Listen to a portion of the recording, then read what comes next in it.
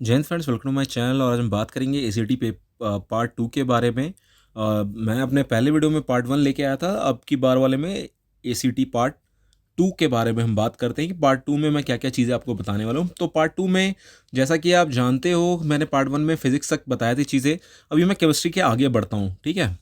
तो एसीटी के एग्ज़ाम के बारे में ऑलरेडी आप लोग जानते हो। एसीटी का जो पेपर होता है वो होते हैं आपके 50 +50 +50 +50 मतलब ये 150 नंबर का होता है। तो 150 नंबर का जो फर्स्ट पोर्शन है, हम उसी का पार्ट 2 लेके आए हैं। अभी हम इसी के पोर्शन में भी बात कर रहे हैं। तो मैं स्टार्ट करता हूँ विदाउट टाइम वेस्ट किए, बिकॉज आप लोग सारी चीज़ों को जान जान चुके हो। अगर आपने मेरा पहला वीडियो नहीं देखा है पार्ट 1, तो प्लीज़ पार्ट 1 को जाके आप देखो। तो आपके जो भी अभी डाउट्स जनरेट हो रहे हैं वो थोड़े क्लियर हो जाएंगे। Okay okay. तो इसमें हमारा आता है केमिस्ट्री और हमारा बायोलॉजी भी बचा हुआ है, ठीक है। तो केमिस्ट्री के बारे में बताता हूँ आपको कैसे क्वेश्चंस मिलते हैं केमिस्ट्री से। तो केमिस्ट्री से जो मैटर वाला पोर्शन है उससे बहुत ज़्यादा क्वेश्चंस आपके नहीं आते हैं। बट जो इसमें से क्वेश्चंस हैं वो आपके लाइक अगर आपको एलिमेंट दे दिया और उसका जो सिंबल है वो पूछ सकता है इसके अंदर क्वेश्चन के दौरान। तो आप इसको प्रिपेयर कर ले थोड़ा सा। और जो पीरियोडिक टेबल की चीज़ें थी वो थोड़ा सा इसमें कंडक्ट करती है। तो पीरियोडिक टेबल को भी अगर आपके पास पड़ी है या फिर नेट से आप पीरियोडिक टेबल को एक बार थोड़ा देख लो, बिकॉज वो काफ़ी हेल्प करेगी आपको इस पोर्शन को कवर करने के लिए। कभी कभी इसमें इक्वेशन बैलेंसिंग के ऊपर क्वेश्चंस आ जाते हैं। जैसे आपको एक इक्वेशन दे देगा वहाँ पे, लाइक या तो डिवाइड करने के लिए दे देगा या तो बोलेगा इक्वेशन को फुलफिल करो। तो अगर आपको यहाँ एक दे देता है 2s2 +O2, और यहाँ आपको ऑप्शन दे देंगे, ए ऑप्शन, बी ऑप्शन और सी और डी ऑप्शन। तो उसमें से आपको चूज़ करना पड़ेगा कि ये दोनों जब कंपाउंड होते हैं तो क्या मिलता है। तो इसका करेक्ट आंसर है 2s2O होगा ये, ठीक है। तो ये कभी कभी ऐसे क्वेश्चंस दे देते हैं। थोड़ा इस पोर्शन में इन सब चीज़ों के ऊपर थोड़ा सा ध्यान देना ज़रूरी हो जाता है। बहुत बार क्वेश्चन पूछे जाते हैं लाइक फिजिकल चेंजेस कौन कौन से होते हैं, केमिकल चेंज कौन सा होता है। तो इस पोर्शन में आपको फिजिकल और केमिकल चेंजेस के बारे में बताया गया है, तो उसको थोड़ा पढ़ लो। फिर जो केमिकल नेम होते हैं, जैसे आपको कभी दे देगा NaCl2 किसका केमिकल नेम है, वॉशिंग सोडा का क्या केमिकल नेम है, ठीक है। तो ये सारे क्वेश्चंस इस वाले पोर्शन से होते हैं और इन सब में पक्का एक क्वेश्चन तो आता ही आता है, ठीक है। और जैसे बहुत बार ऐसे क्वेश्चन आ जाते हैं कि लाइक प्योर वाटर को कैसे हम मतलब क्या प्रोसेस है उसको, मतलब सी वाटर को कैसे हम प्योर वाटर में कन्वर्ट कर सकते हैं, इसका प्रोसेस क्या है। तो इन सब टाइप के जो क्वेश्चन है वो इस पोर्शन से कंडक्ट करते हैं। तो ये सारे जो चीज़ें इनको आप एक बार पक्का पढ़ लो, बिकॉज काफ़ी इंपॉर्टेंस रखते हैं ये, ठीक है। तो इसके बाद फिर हम आगे बढ़ते हैं और एक दो क्वेश्चन और मैं डिस्कस कर लेता हूँ। जैसे लैटिन नेम क्या है सोडियम का, कौन सा ऐसा मटेरियल होता है कि जो रूम टेम्परेचर पे भी लाइक लिक्विड ही रहता है, ठीक है। तो इन सब टाइप के क्वेश्चन जो थ्योरेटिकल हैं इनको एक भी नहीं छोड़ना, आप पूरा कंप्लीट कर लो, बिकॉज ये काफ़ी हेल्प करेंगे आपको, ठीक है। इसके बाद जो पोर्शन है एटमॉस्फेयर एंड वाटर्स, इसमें क्या होता है, एटमॉस्फेयर के जो आपके लेयर्स हैं ना, सातों लेयर्स के बारे में पढ़ लो, ठीक है। इनमें सातों लेयर्स से क्वेश्चंस आते हैं और इसमें मैं यहाँ एक बार एटमॉस्फेयर लिख देता हूँ। और इसमें जैसे क्वेश्चंस कैसे क्वेश्चन जनरेट होते हैं कि जो हमारा एरोप्लेन मूव करता है वो कौन सी लेयर के अंदर मूव करता है, ठीक है। तो स्मोक क्या होती है, एयर पोल्यूशन की चीज़ें क्या होती हैं, ठीक है। कंपोनेंट्स ऑफ एटमॉस्फेयर पूछे जा सकते हैं क्वेश्चन, वाटर का परसेंटेज पूछा जा सकता है क्वेश्चन, ड्रिंकिंग वाटर कितना है अभी हमारे पास जो ग्राउंड लेवल के मतलब जो ग्राउंड से हमें मिलता है वो ड्रिंकिंग वाटर का परसेंटेज क्या है। तो ये सारे जो टाइप के क्वेश्चंस हैं वो इस चैप्टर से, एटमॉस्फेयर और वाटर वाले चैप्टर से बनते हैं और इसमें पक्का आपके क्वेश्चंस आते आते हैं, एक दो क्वेश्चंस आपको मिल जाएंगे इसके अंदर, ठीक है। और फिर प्लांट्स का रोल क्या है, ठीक है। हार्ड और सॉफ्ट वाटर क्या होते हैं, हैवी वाटर क्या होता है, एक स्ट्रक्चर ऑफ वाटर मॉलिक्यूल क्या है, ठीक है। मतलब मैक्सिमम डेंसिटी क्या होती है वाटर की, ठीक। और बॉइलिंग पॉइंट क्या है, मैक्सिमम बॉइलिंग पॉइंट वाटर की, फ्रीजिंग पॉइंट क्या है वाटर की। तो ये सारी जो चीज़ है ना, इनको एक बार आप देख लेना, थोड़ा ज़रूरी आता है। हैवी वाटर कौन सा होता है, उसका फॉर्मूला क्या है, H2O2 है, D2O है, ये सारी जो चीज़ें हैं इनके बारे में। प्योरेस्ट फॉर्म वाटर कौन सा होता है, रेनी वाटर होती है, टैप वाटर होता है या हैवी वाटर होता है। तो ये सब थोड़े थ्योरेटिकल पोर्शन है, इसको एक बार पक्का जो बुक्स में क्वेश्चन वगैरह दिए गए हैं उनको एक बार आप पढ़ लो, तो ये पोर्शन हो जाएगा, ठीक है। और वाटर को कैसे टेस्ट किया जा सकता है, ये सारे थ्योरेटिकल क्वेश्चंस है। तो ये एक बार आप वहाँ से पढ़ लो, वहाँ से क्लियर हो जाएंगी चीज़ें।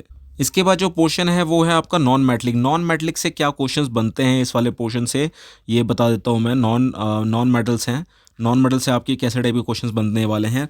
नॉन मेटल से आपके क्वेश्चंस ऐसे आते हैं लाइक यूजेस ऑफ ऑक्सीजन क्या हो गया, physical properties of oxygen, chemical properties of oxygen, industrial preparation कैसे एयर को फॉर्म किया जाता है, वाटर को कैसे फॉर्म किया जाता है इंडस्ट्रीज़ में, ऑक्साइड क्या होते हैं, acidic oxide, base oxide, natural oxides क्या होते हैं, एटमॉस्फेरिक ऑक्साइड, ये होते क्या हैं। इनके साथ साथ कभी कभी एग्जाम्पल्स आपसे पूछ ले जाते हैं, डायरेक्ट वो आपको एग्जाम्पल्स दे देंगे और आपको बताना पड़ेगा कि कौन से टाइप का ऑक्साइड है। इस पे क्वेश्चंस काफ़ी जनरेट होते हैं। फिर आपका कौन सा ऐसा मेटल है जो कि फ्री नेचर में मिल जाता है हम लोगों को, ठीक है। और फिर कौन सा like the element belongs to oxygen family, oxygen family से कौन कौन से एलिमेंट्स बिलोंग करते हैं। हैवी वाटर का फॉर्मूला क्या है, मैंने पहले भी आपको बताया है वाटर फॉर्मूला के लिए, ठीक है।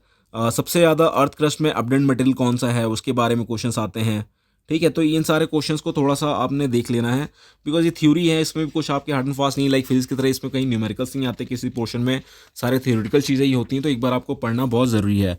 तो इसके बाद चलते हैं, अगला पोर्शन हमारा होता है कार्बन एंड कार्बन डाइऑक्साइड, ठीक है। तो इस पोर्शन से क्या क्वेश्चंस आपको मिलते हैं। तो ये जो पोर्शन है ना, इसमें बहुत ऐसे ऐसे क्वेश्चंस हैं जो कि काफ़ी वैल्यूज़ रखते हैं, और कोई कोई तो क्वेश्चन ऐसे हैं जो आपने ऑलरेडी पहले पढ़ रखे होंगे। जैसे क्वेश्चन इसमें ऐसे आ सकते हैं कि प्योरेस्ट फॉर्म कोयले का कौन सा है, what is the purest form of coal, ठीक है। Carbon reacts with metal to form, क्या कौन सा रिएक्शन करता है, ग्रीन हाउस गैस इफेक्ट किससे होती है, ठीक है। तो ये सारे ऐसे क्वेश्चन हैं जो कि हम पहले पढ़ चुके हैं, ठीक है। लीड पेंसिल में क्या होता है, तो आप सभी को पता है पीबी होती है लीड पेंसिल में, ये सॉरी ग्रेफाइट। तो ऐसे सारे जो क्वेश्चंस हैं ना, ये हमने पढ़, तो क्वेश्चन वही डे टू डे लाइफ से हैं जो आपने पहले पढ़ा है, वही चीज़ है, ठीक है। फिर वाटर गैस में मैक्सिमम कौन सी क्वांटिटी सबसे ज़्यादा किसकी होती है, ठीक है। तो उसके बाद thermodynamical the most stable form of carbon is क्या होता है, थर्मोडाइनमिकली जो होता है कार्बन, उसमें सबसे स्टेबल लाइक क्या चीज़ जो हमें मिलती है वो सबसे ज़्यादा स्टेबल होती है, तो उसमें सबसे ज़्यादा स्टेबल चीज़ हमारी ग्रेफाइट होती है, ठीक है। तो ये सारी बेसिक चीज़ें हैं। हाँ, एक और इम्पॉर्टेंट क्वेश्चन इस साइड से, कौन सा लाइक ड्राई आइस कौन सा है, क्या फॉर्मूला होता है ड्राई आइस। तो जो हमारा सॉलिड CO2 होता है वही ड्राई आइस भी वही होता है, ठीक है। इसके बाद क्वेश्चंस ऐसे आती है जैसे रिडक्शन इन्वॉल्व कौन कौन से प्रोसेस में होता है, ठीक है। जब रिडक्शन इन्वॉल्व होता है तो क्या रिएक्शंस आती हैं, ऑक्सीडेशन जब इन्वॉल्व होता है तो क्या होता है, लॉस ऑफ इलेक्ट्रॉन्स होती हैं, गेन्स होता है, या बोथ बोथ होते हैं। तो ये वाला पोर्शन थ्योरी के लिए काफ़ी ही इंपॉर्टेंट है, बिकॉज इससे क्वेश्चंस आते हैं। इसमें एक्चुअली क्वेश्चंस ये भी बनता है कि बहुत बार आपसे पूछा जाता है कि उसका लाइक किसी एलिमेंट का the oxidation state of Cr in K2Cr2O7 इस कितना, उस समय कितना था, oxidation number of oxygen in ozone में कितना होता है, ऑक्सीडेशन नंबर इसका। तो आपको इससे क्वेश्चंस काफ़ी कंटेन मिलते हैं ऑक्सीडेशन और रिडक्शन से, और ये पूरा थ्योरी बेस्ड है। तो अगर एक बार आप पढ़ लेते हैं तो आपको ज़्यादा प्रॉब्लम्स नहीं होगी। एक्सरसाइज में बहुत सारे क्वेश्चंस हैं जिनके एग्जाम्पल्स आप पढ़ के आप कर सकते हो। इसके बाद जो चैप्टर आता है वो है एसिड बेस एंड सॉल्ट से क्वेश्चंस। तो इसमें स्ट्रॉन्ग एसिड का एग्जांपल आपको पढ़ना पड़ेगा, वीक एसिड क्या होती है उसका एग्जांपल, लिविस एसिड क्या होती है उसका एग्जांपल, लिविस बेस क्या होता है उसके डेफिनेशन एंड एग्जांपल। उसके बाद बेस में क्या क्या है, स्ट्रॉन्ग बेस कौन सा है, वीक बेस कौन सा है, लिविस बेस कौन सा है। तो ये सारे जो चीज़ें हैं ना, इनका आपको एक बार एग्जाम्पल्स आपको पढ़ने पड़ेंगे विद डेफिनेशन, बिकॉज कहीं पे आपको डायरेक्ट एग्जाम्पल्स दे देता है कि ये वीक बेस है या लिविस बेस है, आपको वहाँ पे डायरेक्ट वो जो एलिमेंट होगा वो उठा के दे दिया जाएगा, या फिर आपसे ये क्वेश्चन पूछा जाएगा कि भाई डेफिनेशन क्या होती है इसकी, ओके। उसमें फिर एक पोर्शन और है, मोनो एसिडिक बेस क्या होता है, डाई एसिडिक बेस क्या होता है, इससे क्वेश्चंस आते हैं। ट्राई एसिडिक बेस से भी क्वेश्चन जनरेट होते हैं। उसके बाद सिंपल सॉल्ट क्या होते हैं, एसिडिक सॉल्ट क्या होता है, बेसिक सॉल्ट क्या होता है, डबल सॉल्ट क्या होता है, उसके बाद मोहर सॉल्ट क्या होता है, पोटास अलम क्या है, कार्नलेटिक्स क्या है, कॉम्प्लेक्स सॉल्ट क्या होता है, सॉल्ट हाइड्रोलाइसिस की प्रोसेस क्या होती है, हाइड्रोलाइसिस क्या चीज़ होता है। ये सबसे क्वेश्चन काफ़ी जनरेट होते हैं इस पोर्शन। क्वेश्चन ये भी आते हैं कि फॉस्फोरस एसिड कौन सी है, ठीक है, मोनोबेसिक एसिड है, ट्राई बेसिक एसिड है, डाई बेसिक एसिड है। फिर क्वेश्चन ऐसे टाइप के, the conjugate base of NH4+ क्या होता है इसका कॉन्जुगेट बेस, ठीक है। मेटलर्जी बहुत ही स्कोरिंग पोर्शन है, बिकॉज इसमें जो आपके फार्मूलाज हैं, केमिकल फार्मूलाज और ओर के बारे में पूछा जाता है कि वो किसका ओर है, ठीक है। तो इसके बारे में पढ़ने का काफ़ी अच्छा पढ़ने से काफ़ी अच्छा आप स्कोर कर सकते, जैसे रॉक सॉल्ट का केमिकल फार्मूला क्या है, NaCl होता है, ठीक है। कॉर्डियम का केमिकल फॉर्मूला क्या है, Al2O3 है। गैल्निया का क्या है, PbS है। यूरेनाइट का क्या है, U3O8 है। तो इस टाइप के क्वेश्चन आप नेट में सर्च कर लो, बिकॉज बुक में ये सफिशिएंट नहीं है। ओके, तो यहाँ से आप थोड़ा कम ही चीज़ मिलेंगी आपको, और उसके बाद अगर आप नेट से पढ़ते हो तो आपको काफ़ी ज़्यादा मिल जाएगी, एक चार्ट ही आपको डायरेक्ट मिल जाएंगे। ठीक है। उसके बाद स्मेल्टिंग क्या होती है, स्मेल्टिंग का प्रोसेस क्या है, इसके ऊपर ऑब्जेक्टिव। उसके बाद मेटलर्जी ऑफ कॉपर क्या है, ठीक है। कंसंट्रेशन ऑफ ओर क्या होता है, क्या होती है। रस्टिंग क्या होती है, स्मेल्टिंग क्या होती है। बिस्मिराइजेशन क्या होता है। ठीक है। कॉपर का यूज़ क्या है, प्रॉपर्टीज़ क्या होती है इसमें। लाइक एक आपको चार्ट बना हुआ है बुक में, उसको थोड़ा फॉलो करेंगे तो काफ़ी हेल्प मिलेगा। ठीक है, जिसमें अलॉय और इसके बारे में कंस्टिट्यूएंट एलिमेंट्स और यूजेस हैं। ठीक है। तो आयरन का अलॉय कौन सा होता है, इस पे क्वेश्चंस बनते हैं। तो अगर आप ये वाला चार्ट थोड़ा नेट से फॉलो करेंगे तो ज़्यादा अच्छा रहेगा, आपको काफ़ी क्वेश्चंस मिल सकते हैं इस वाले में से। जैसे क्वेश्चन ऐसे बनते हैं कि the most pure form of iron, iron का सबसे प्योरेस्ट फॉर्म कौन सा है। ठीक है।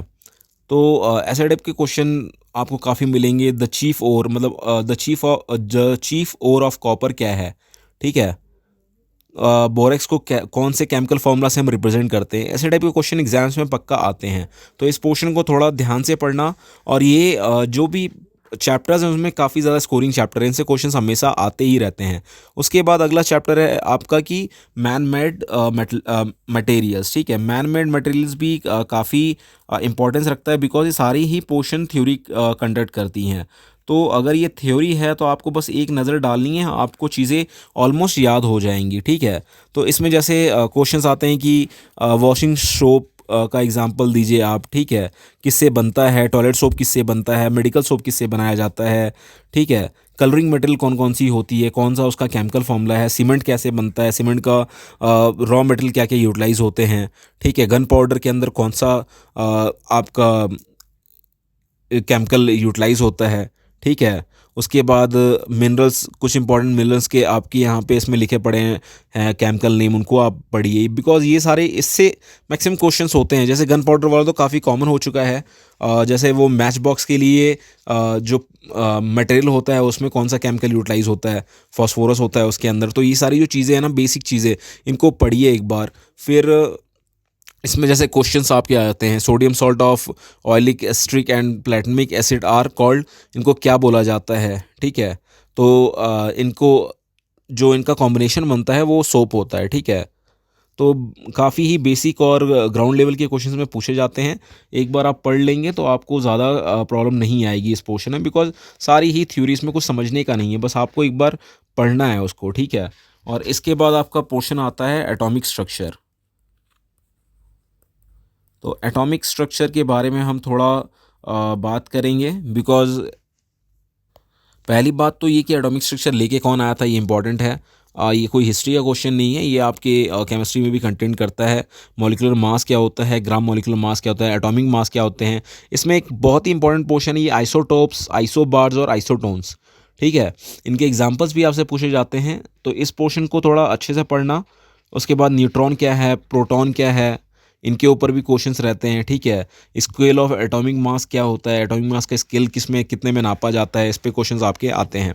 तो मैं यहाँ पे अभी ये क्लोज़ करता हूँ ACT पार्ट 2 को, और आगे अगले वीडियो में मैं लेके आऊँगा बायोलॉजी को। ठीक है। तो अगर आपको ये मेरा वीडियो अच्छा लगा हो तो प्लीज़ लाइक एंड सब्सक्राइब, और अगर किसी को ICE और CGAT के रिगार्डिंग कोई भी नोट्स की रिक्वायरमेंट हो तो इस नंबर पे कांटेक्ट करिए, आपको पक्का वहाँ सॉल्यूशन दिया जाएगा। Okay, so thanks for watching my video. जय हिंद।